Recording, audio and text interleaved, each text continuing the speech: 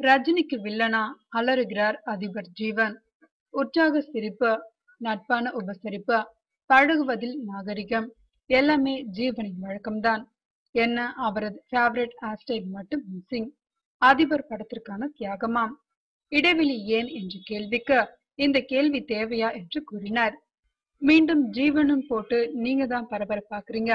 ரசிகர்கள் என்னை மறக்கல. கேரியரில் கேப் விழுந்தது உண்மைதான். நடிக்க கூடாதுன்னு இல்ல, சம் ஃபேமிலி ப்ராப்ளம். மேற்கொண்டு அதையெல்லாம் யோசிக்க வேண்டாம்னு தான் நடிக்க வந்துட்டேன்.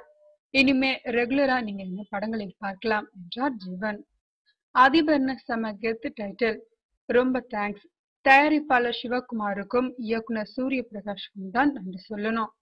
மேலும் இந்த படத்துல சமுத்திரகனி, நந்திதா, ரிச்சர்ட்னு ஏகப்பட்ட ஸ்டார்ஸ் நடிக்கிறாங்க. உங்களுக்கு மட்டும் புதுசு புதுசா எப்படி பொண்ணு அமையுது என்ற கேள்விக்கு பொறாமைப்படாதீங்க. எனக்கு ஜோடியாக வித்யா நடிக்கிறார். தமிழில் ஏற்கனவே சில படங்கள் பண்ணிருக்காங்க. இன்னொரு விஷயம், இதுல நான் எந்த பொண்ணையும் ஏமாத்தல. நான் அவனில் பிசினஸே கிடையாது. பக்கா டீசன்ட் ரோல்.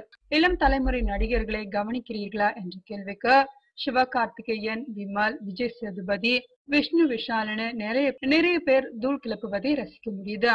அவங்கள பத்தி விமர்சனம் பண்ணும் அதிகாரமோ அனுபவமோ எனக்கு இல்லை. அடுத்து ஜெயிக்கிற குதிரை நான். அது தவிர 2-3 படங்களில் பேசிக்கிட்டு இருக்கேன்.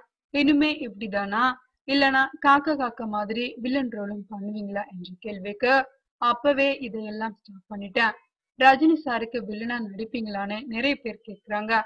எப்பவும் ஒரே பதில் தான், நோ ஐடியா என்று கூறினார் ஜீவன்.